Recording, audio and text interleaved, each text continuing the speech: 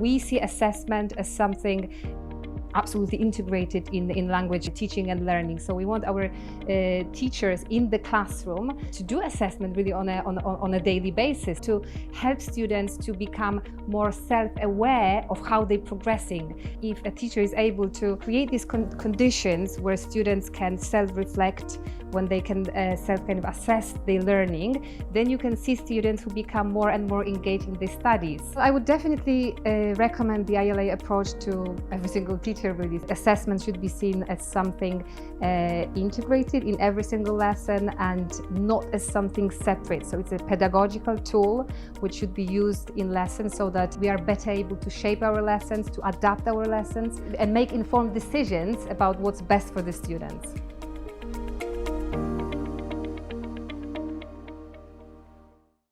What's the first word that comes to mind? Let me know in the chat. Bird, amazing, bird. Lots of sky, dove, chilling, nature, calm, wonderful. Ooh, beautiful sky, spring. Cable, relax, beautiful landscape, beauty, leaves. Ooh, beautiful words, everyone. Freedom, zen, amazing, peace. A cable. Definitely, you'll see a big cable there. Fly to be free. Sunny day, beauty, nature. Okay, some fantastic words. Do you see how some of us describe the picture? A bird, of course, leaves, of course, a sky, beautiful blue sky, cable, which is maybe not that attractive, but I took it here in Monterrey. So if you live here, you know there's lots of cables, right? Ah, beautiful teacher Claudia, blue sky, my mom. You see how some of you are describing not just what you see, but what you feel, what you associate the picture with. Because it's true, a picture, we can talk not just about what's in the picture, but what we associate, what we feel, what we assume. Teacher Fabienne says it's a nice morning. And we're not exactly sure, right? If it was a morning, afternoon, we're not exactly sure what's behind the picture.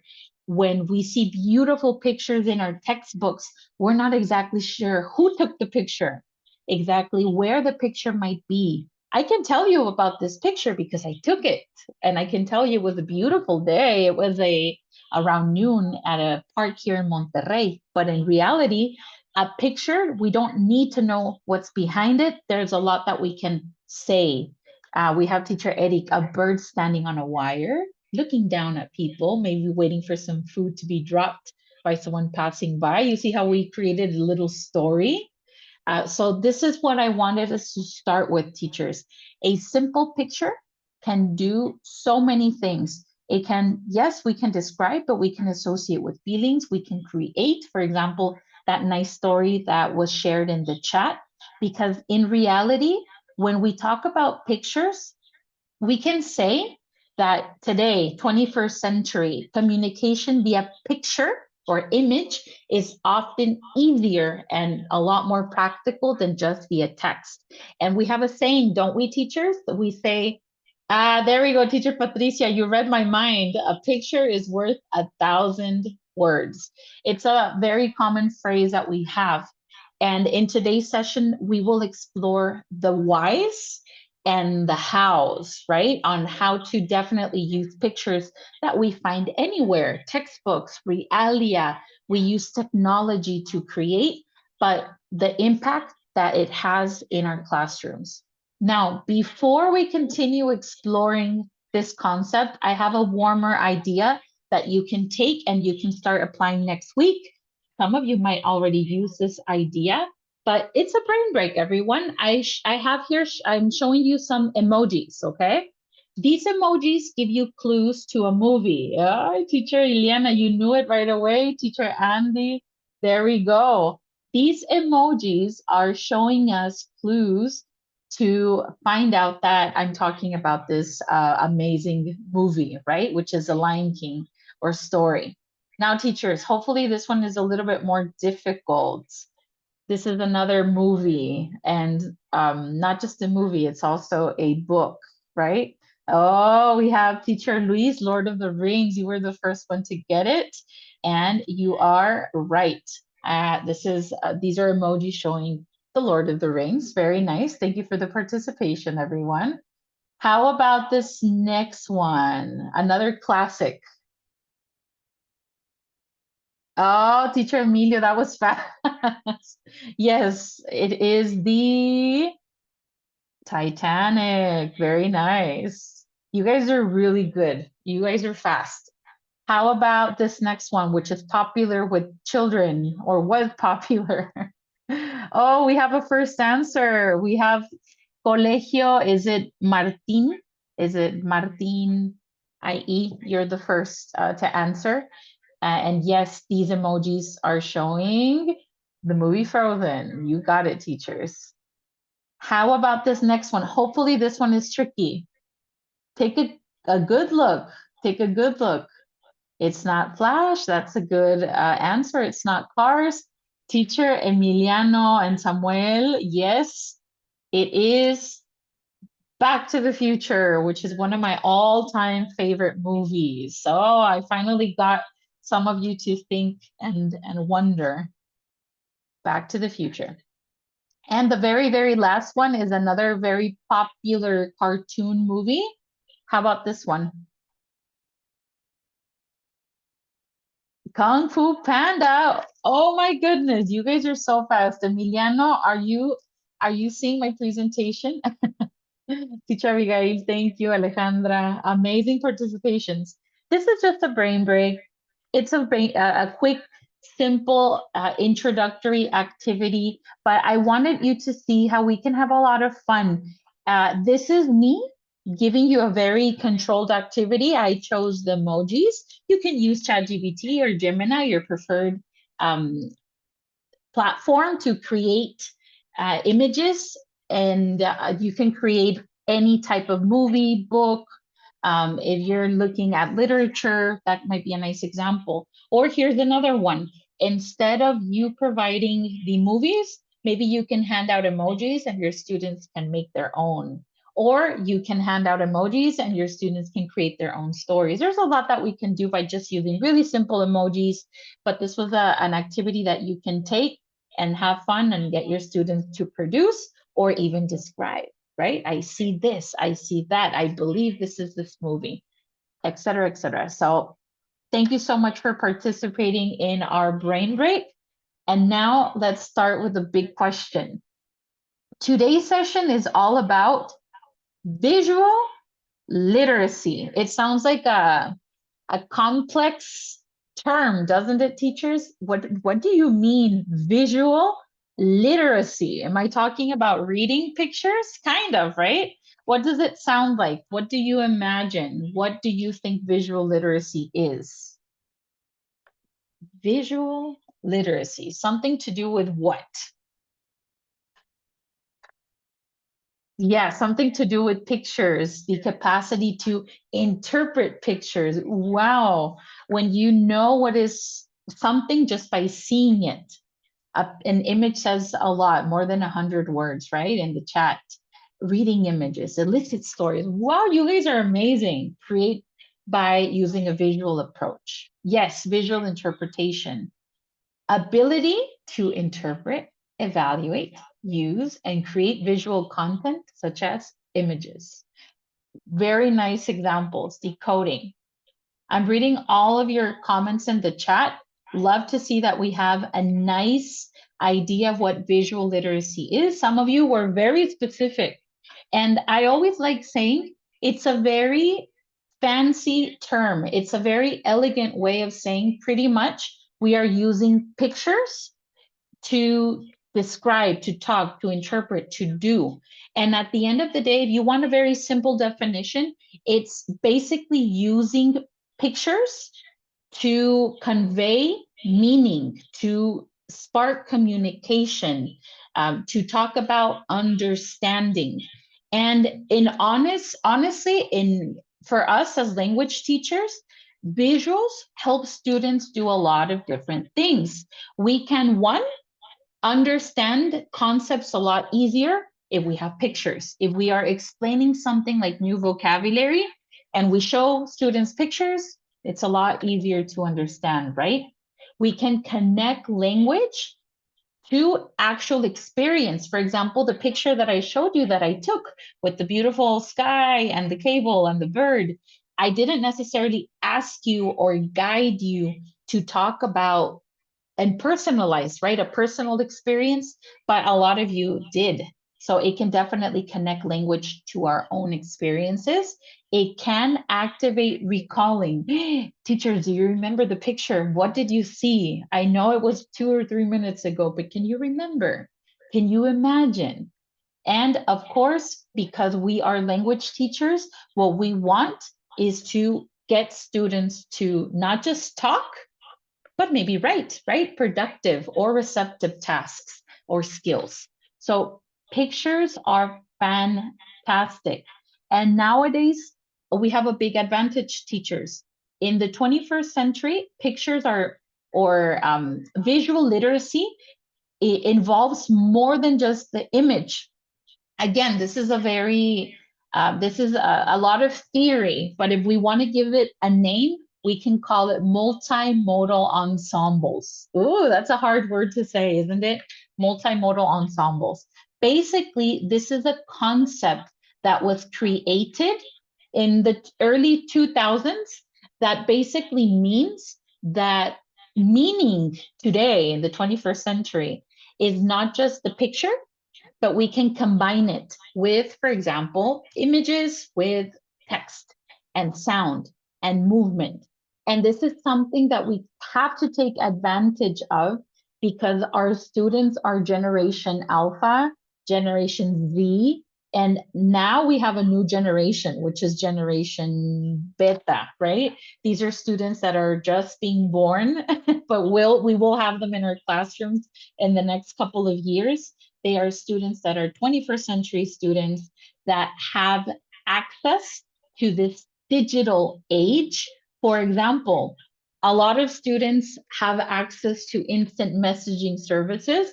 Again, we're not going to talk about if it's right or wrong. We're talking about realities. Other examples of this type of multimodal ensembles today. Hey, we have social media websites. What other things do we have? We have video sharing platforms, for example, YouTube, um, TikTok, which is also video sharing slash social media. We have slide decks like what you see on screen. I have pictures, I have text, I have a combination of colors and fonts and bullet points, right? We have online news. For example, if you watch television, you probably see the image and the presenter and text, and again, colors, lights. But if you also look into these online websites, news sources, you will find a combination of all of these. And I'm going to show you my favorite one, which is Presentation Plus. Okay. Presentation Plus is a nice tool that does combine the visuals with audio, with interactive activities, with videos, et cetera, et cetera. So I'm going to show you later some examples of how we can use Presentation Plus to spark conversation and gamify it just a little bit. Teacher Emiliano, yes, a lot of students definitely do follow these visual trends. I'm not going to say the name of the movie. It is a K-pop movie. I'm sure it's very popular with students nowadays, right? I won't say it, but if you know, teachers. So yes, students are very visual and they like to follow digital trends, right? Now, this is nice. This is nice. Some of you understood the idea in the chat, but let's go back to our classrooms. Now, why is multimodality a good strategy, a good resource to use in the classroom? Because at the end of the day, teachers, the combination of these elements to spark discussion definitely can help develop oracy and communication skills. At the end of the day, when I say oracy, we're talking about the art of good communication. It's about me using my voice, using my gestures, using all of these thinking skills, right? We're combining images, we're using gestures, we're using our voice to express meaning way beyond words. Teacher Carla says flashcards. Yes, and now we have digital flashcards with pictures and audio. There's a lot of multimodal ensembles today. And I want you to see a very simple activity where we can combine all of these elements, and I'm sure you already do this. Yes, Teacher Vianney, exactly. When we ask our students to describe in gesture, they're going to see a picture, describe a picture, and use gestures, mimicking, I read in the chat, to describe the image. And we're also involving TPR, and that also we get our students to remember, right? As a follow-up, we can even get the rest of the classroom to describe, to guess, to use new language. But I wanted you to see how a very, very simple activity that does involve pictures, if we involve even more characteristics or more elements like the mimicking and the sounds, we can definitely do a lot more. If we had to talk about visual literacy today, we have to consider this. Visual literacy helps students speak, and not just about what they see. Remember the picture that I showed you with the bird? It's a bird, a cable, sky, leaves, but we can also think.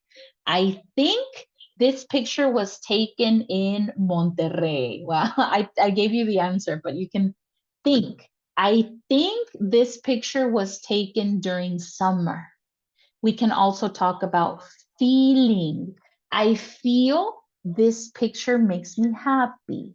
I feel this picture reminds me of love and peace and family. So today, visual literacy shifts from just description. Describing is great, but what else can we do? We can interpret, we can express, and we can discuss. And remember, when we talk about discussing, we are involving lots of students, not just me, the teacher, talking, not just one student talking. A discussion involves, well, small group work, pair work, large group work, but we can take it and lead it to something a lot more productive, no? So if I had to give you a quick summary, because I did a lot of talking right now, the traditional use of pictures, well, we're typically talking about acquiring cognitive skills. And traditionally, it was just print. It was just like the picture, it was just a textbook. This is a very traditional approach. And remember, I'm not saying traditional is wrong. Teacher Marta says we take it to the next level. I really like that. And I agree. A more modern approach is not just talking about description, we are talking about building competencies. For example, critical thinking, creative thinking, interpreting. And it doesn't necessarily just has to be that print picture. We can use digital environments, like we were saying. And if I had to give you a quote for you to take and share in your schools, this is super important, teachers. And please consider this. For our language learners, when we talk about visual literacy today, we are moving beyond description. We're moving beyond just saying what we see. We are talking about interpreting, creating, and making pictures our own, personalizing. Before you say, Diana, what do you mean not just describing? Describing is important, and I agree with you. I have here a very traditional example of using pictures. What you see here on screen is a picture that I created using Adobe Firefly, which is an AI resource. And what I did was ask the AI to give me a picture of two living rooms, very similar living rooms with some differences. I divided it so it's just easier for us to see. But what I want you to do right now, teachers, is describe what you see. What do you see on one side? What do you see on the other side? For example, on the left, I see. On the right, there is. Give me some quick examples. What can you see? What can you see? Let's see. On the left, I see a blue living room. Yes, I see a couch. On the left, there is a blue interior. Teacher Norm, of course, I see differences. I see differences. On the left, the main colors are light blue. A coffee table on the right. Yes, we see different seasons. On the left, I see blue, lamps, nature, the tree, the same room with a different background. Oh, very nice. Teacher Gerardo, do you see that? We're going beyond just description. They're representing different seasons. I see two lamps. Now, I can talk about what I see. Can I maybe compare and contrast, teachers? Can you give me a sentence comparing and contrasting both of the pictures? Very nice. I see some very elaborate descriptions in the chat. The left picture is better. One feels warmer. The other one looks older. Different seasons.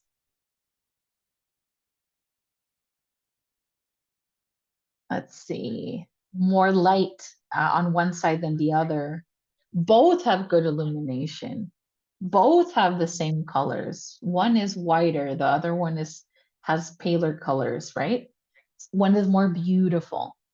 Now, what we're doing right now is more of a traditional approach to using pictures, but you see it's still very productive. And don't get me wrong, for Cambridge certifications, we have many speaking tests that ask us to, well, describe, compare, and contrast. So like I said, teachers, I'm not saying it's wrong. I'm not saying it's wrong. Basically, what we're doing or what typically students are expected is to interpret, to not to interpret, but to describe. What I want us to consider today, it's not wrong to say what I see, to compare and to contrast. But if we can take it to the next level and interpret and personalize an image, it becomes a lot more interesting. Okay. Yes, teachers can use more vocabulary, target vocabulary, and target language as well, right? Now, I'm going to show you another picture. For this picture, do you see I added something that says compositional layer? When I say compositional layer, I'm talking about what you can see. For example, and you can write in the chat what you see while I lead it just a little bit. I see people, I see a market.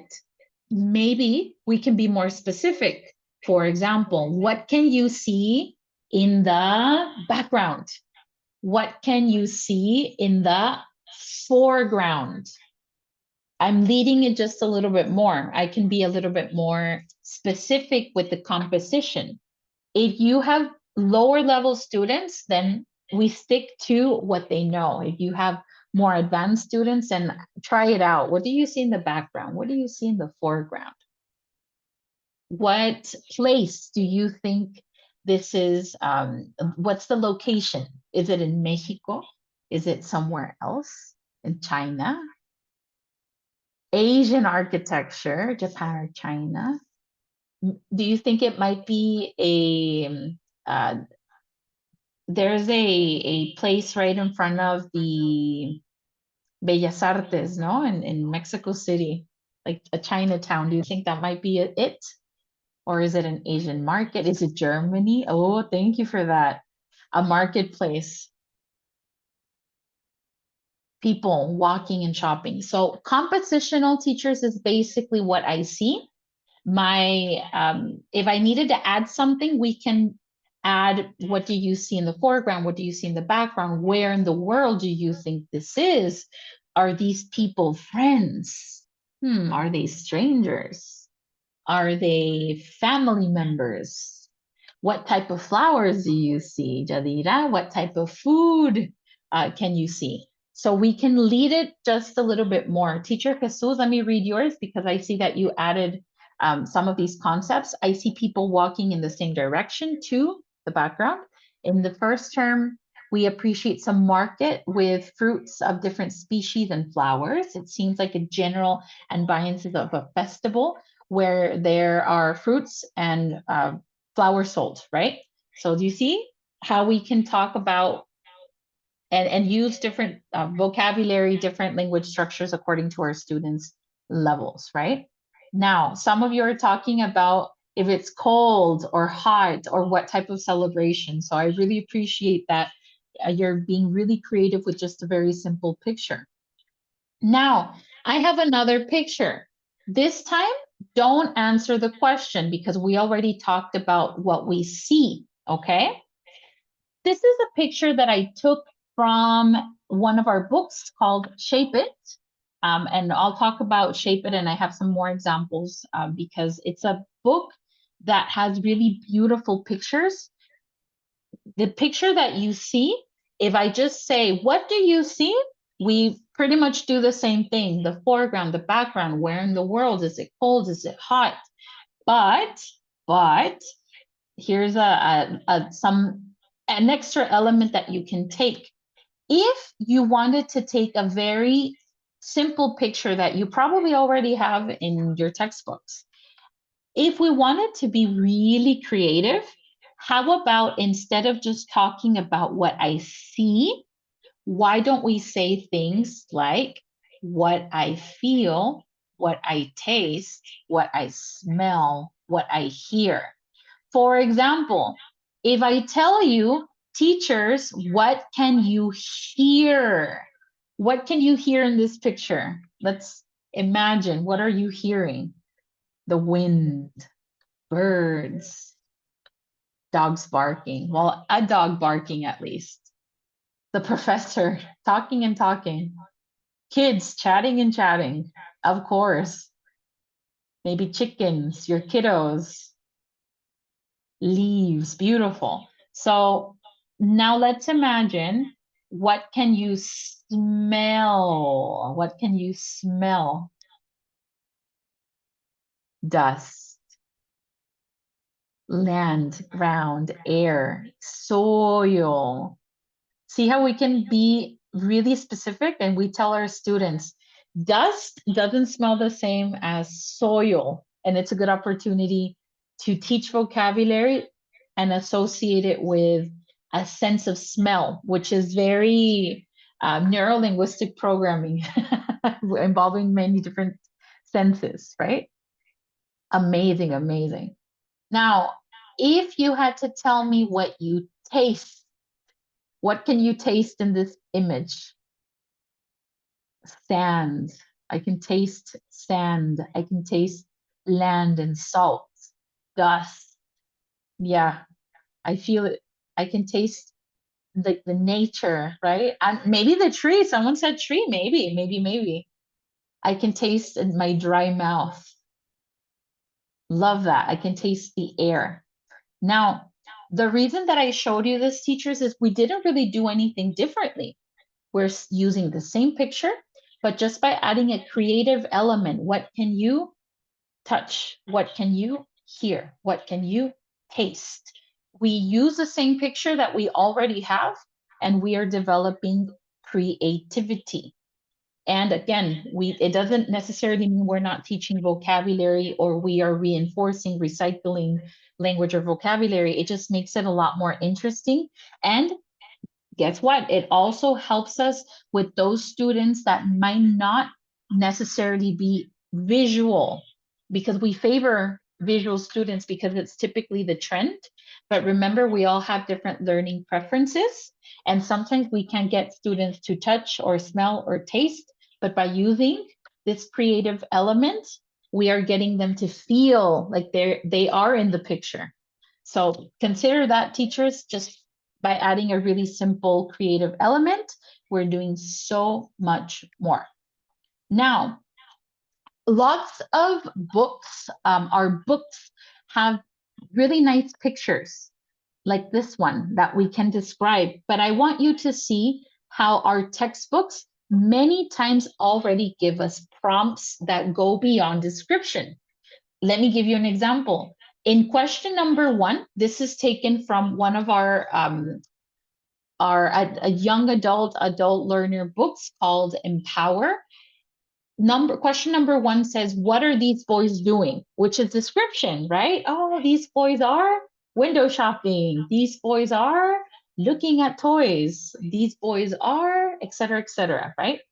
But I want us to see question number 2. This is a suggestion from the book.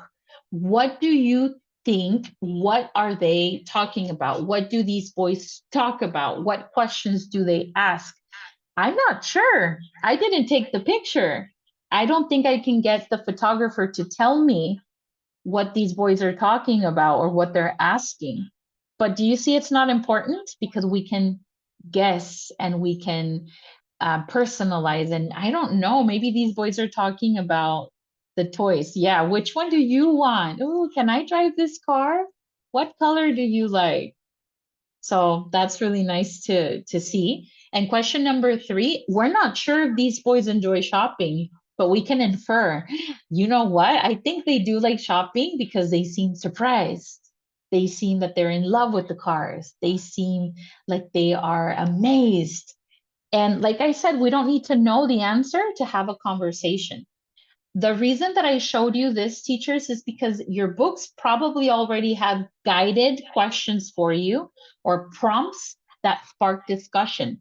Next time you see in your textbook questions that get you to talk about a picture, don't skip them. Many times we have them in the first page, the unit opener, and we don't have time. So you say, I don't have time, Diana. I'm just going to read unit number 2, unit number 3. The unit's called toys. And then we have a picture, but we don't really follow the prompts and we skip to vocabulary, right? You don't have to tell me if this is something that you've done, teachers. It's happened to everybody. We don't give pictures and conversation and speech important sometimes because we're running out of time or we're falling behind or we have to turn in evidence. But this is an open invitation, teachers. Use your unit openers because I can bet you your unit openers have some really nice pictures and prompts for you to guide a conversation. I have some of you participating in the chat, and this is what I wanted us to see. How, if I give you a picture and I invite you to talk about what you see, what you imagine, what you personalize, I promise you we're going to talk and talk and talk and chat and chat and chat for a long time because I think everybody enjoys talking, right? And giving their opinions. So thank you so much for those amazing participations, teachers.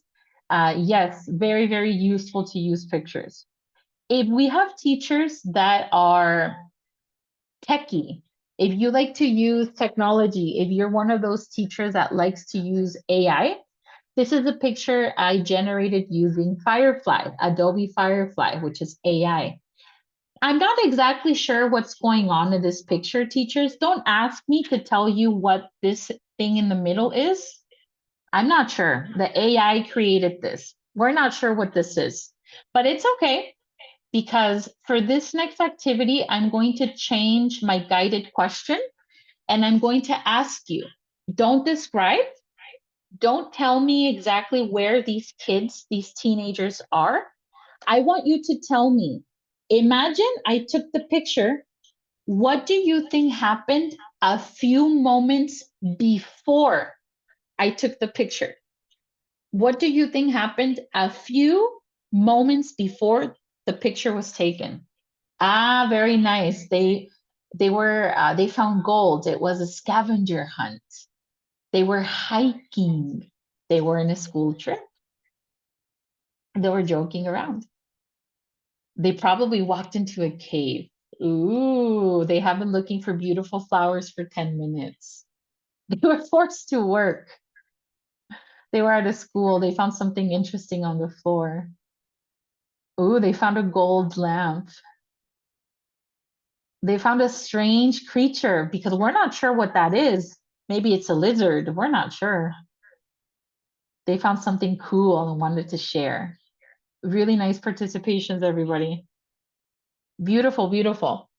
Do you see how a lot of us thought it was maybe treasure or gold? A lot of us thought it was a creature. A lot of you thought they were hiking. It was a school trip. Others were very creative and thought it was something else.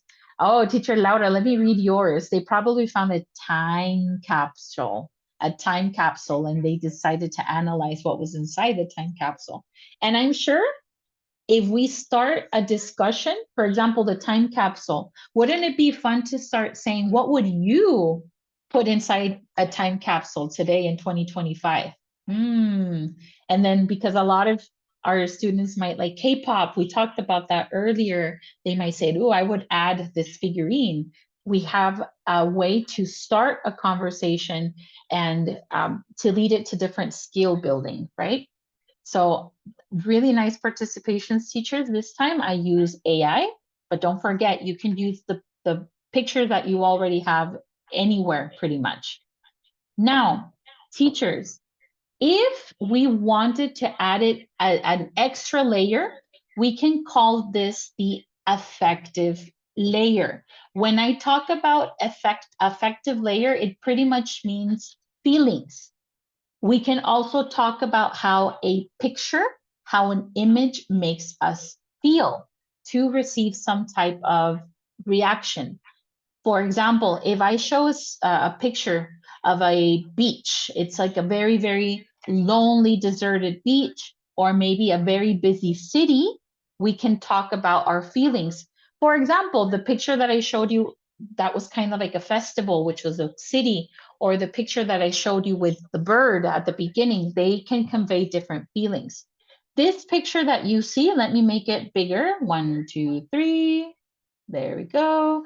This is another picture that I created using Firefly. I promise I'll show you what the website looks like in case you want to create your own pictures like mine. But we can get our students to talk about how they feel. Ooh, how do you feel? This makes me feel, oof, I want to be there. Oh, this makes me feel free. This makes me feel like home.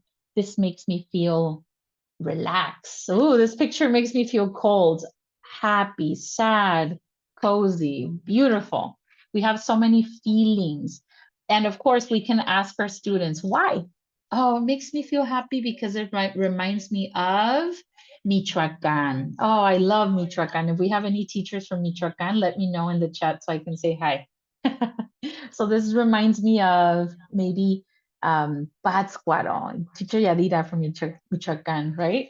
So it makes me feel happy because it reminds me of home. Oh, I miss so much Morelia. I'm from Morelia, so nice to read people from Morelia here in the chat. So like I said, a beautiful picture is not just describing trees, people, road, but we can also add an effective layer. Hey, all the teachers from Michoacan, from Morelia, nice. Now, this next layer is not for everyone, okay? This next layer is called a critical layer. For this next one, not all students need to reach critical in the terms that I'm going to show you. If you have students that are younger students or have a lower linguistic proficiency, we might not necessarily reach this layer, but I want to discuss the layer because some of you might have brilliant students or some of you might have students that work a lot on cognitive skills. When I talk about critical layer, I'm talking about what's behind a picture. What's the message behind a picture?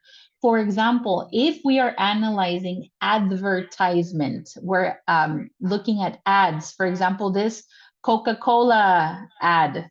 And now today we have a new Coca-Cola campaign, don't we? Have you found your names, teachers? I found one with my name, which was nice. This ad no. This ad is not just in Mexico. I've seen it in other places and around the world. If I had to ask you teachers, why do you think Coca-Cola is writing our names on the bottles of the soda? Don't get too political, please, okay? To make it feel familiar, yes. To make it feel familiar. And of course, that leads to sales because we feel like we're part of the family, right? We're part of the product. It's good marketing. It works. Everybody wants to have their little moment with their names, right? Now, like I said, we're not going to get too into it, teachers. Lots of really good comments in the chat. But do you see how we can show a picture and then we can dig deep and talk about what's behind it, right? Like I said, this is just a little example. We don't necessarily need to reach this layer all of the time, but it's really nice to talk. And then some of you are saying, yeah, I'm not really into it. I don't really like soda. And you see, we can talk about personalizing as well. If I had to give you a quick chart or quick ideas for you to take, consider this. If we want to piece everything together, one, we can talk about what I see, what I notice. For example, the teacher, us, we can ask, look at this picture. What do you see? What colors, what people, what things can you find? And I chose very simple sentence starters. These are appropriate for A1, A2 level students. If you have B1, B2 above, then of course, make sure you adapt this, okay? A good sentence starter could be, ooh, I see, there is, there are, it looks like. And of course, what I want to accomplish is to describe the details, objects, because like I said, I'm not saying description is wrong, okay? It's still a foundational strategy to have and to develop. Now we can think, why do you think this is important? What do you think is happening? I think maybe they're in some part of Asia because, and now we're giving opinions and reasons. If you're using because, that's a really nice way of using the target language to talk about reasons, right? Now we can also imagine, what story is behind this picture? What do you think happened before? What do you think happened after this moment? Just like what we did with the treasure or the scavenger hunt picture. Maybe it looks like they are, I imagine, and remember, this is a nice way to get students to be creative, to tell stories. And at the same time, it's also personalizing, right? Teacher Laura says it catches your attention because it's meaningful. Love that too. Now we can talk about feeling. For example, how does this picture make you feel? Do you like it? For example, the one with the soda. No, I don't like it. Why not? It makes me feel not so healthy. It makes me feel happy. It makes me feel sad. And this is expressing feelings and reactions. And why not? Let's add an extra element, which is discussion. Remember, not just the teacher talking, not just one student talking, but we can get students to share and collaborate. Tell your partner, please tell your partner about this picture. Ask your friend an extra question about their pictures. And then the students using sentence starters can say, hey partner, hey friend, hey peer, what do you think? Do you like it? I'm not sure I like it. I agree. I disagree because, and this is to practice interaction, active listening, collaboration, oracy. So we can do a lot more, but I wanted us to see and start piecing things together. How? Remember, number one is great. Noticing is fantastic. But we can do more, can't we, teachers? We can think, we can be creative, we can feel, we can collaborate. So very simple pictures, and we do so much with them. Now, I have for you a couple of classroom activities for you to start using in the classroom. For this classroom activity, teachers, first of all, I want you to see how we can use Presentation Plus to do a lot with what we already have. This presentation plus picture I took from Shape It, which is a middle school program that we have. And I took this from a level 1 book. In Presentation Plus, we have tools like the ones that you see that I just popped up.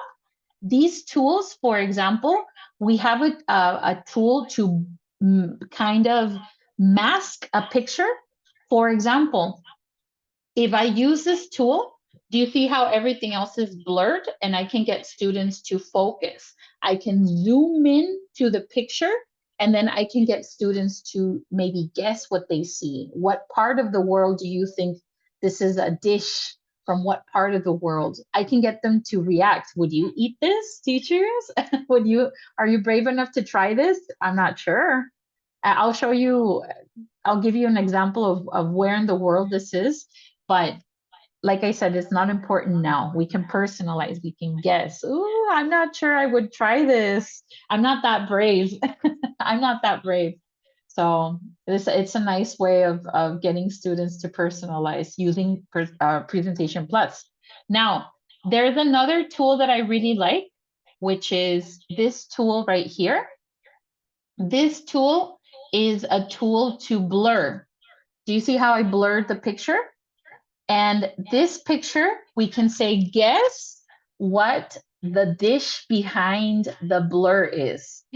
Ooh, what dish? I know you saw it earlier, but let me actually show you the picture just so we don't cheat, right? This is the dish that I showed you.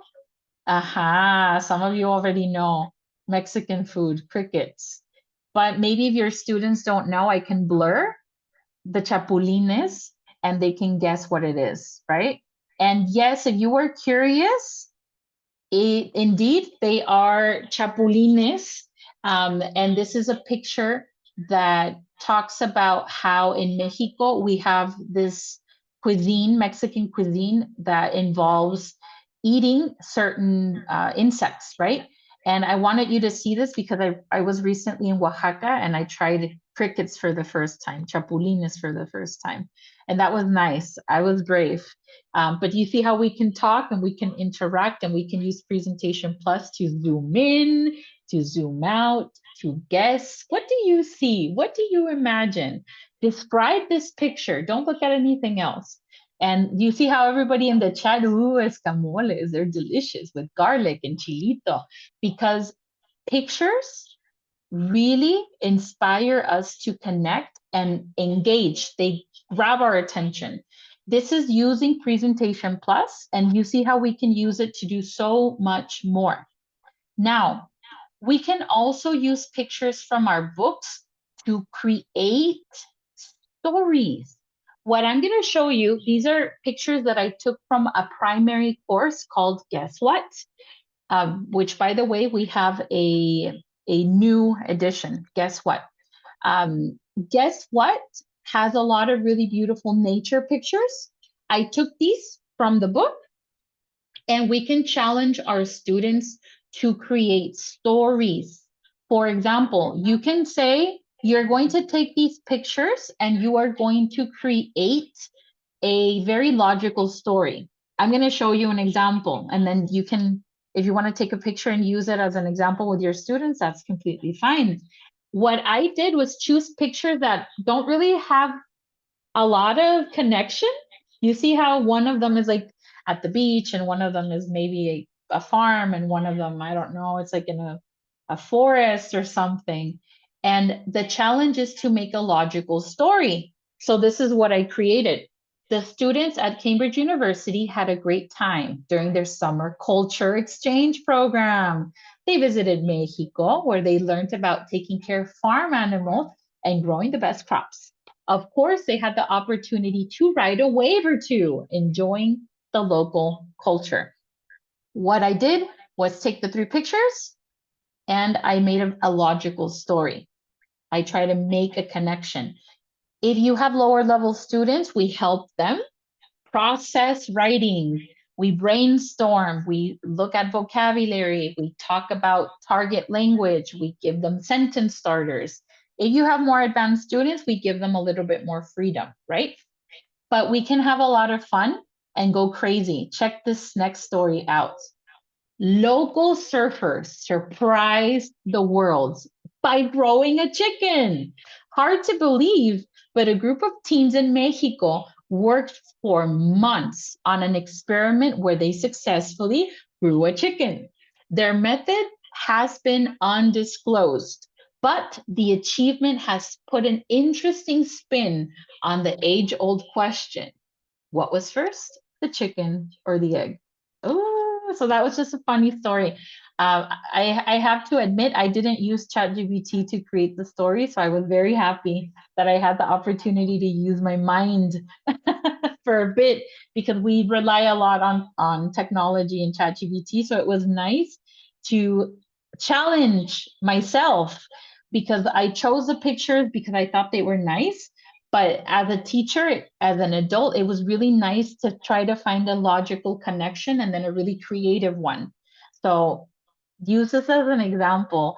And like I said, you can even get your students to peer evaluate. You can gamify and choose and vote for their favorite one, vote for the crazy one, vote for the logical one. But I wanted us to remember that, in all honesty, using a combination of pictures, a combination of text, can really help us generate ideas and conversations. Now, teachers, I want you to see where I created all the pictures. This picture, do you see the picture that I'm showing you right now? Is a picture that I created for an activity called Visuals in Reverse. You can get your students, if you have technology, iPads, computers, to use AI to create the pictures. Teacher Louise, that was excellent. Nice. Very punny. And you can create pictures. This is the website. If you were interested in knowing what's the website that I use, it's called Firefly, but there are many, many, many out there. I like Firefly just because it lets me personalize, and I asked it to make a picture almost like if it was a child who drew it, right? So the idea here, teachers, is if you play an audio, for example, and I do have an example for you. For example, this one. Track 3.11. Good morning, kids. Welcome to the Mountain View Butterfly Garden. Today we are going to talk about butterflies. What can you tell me about butterflies? We're not going to play the whole audio, but the idea with Track visuals in 3. reverse, hold on, there you go. With visuals in reverse is that students listen and create. They can draw. This is why I use AI to simulate a real drawing. I'm not that good at drawing. Students can use their notebooks. They can use posters. They can use AI. And I'm going to show you the website again in a second. But this is a really nice idea. Someone is asking, teacher, Ms. Getzi, if it's free? Yes, Firefly is free to an extent. It doesn't give you unlimited pictures, but it helps you, it gives you a few pictures a month. If not, try Gemini, try ChatGPT.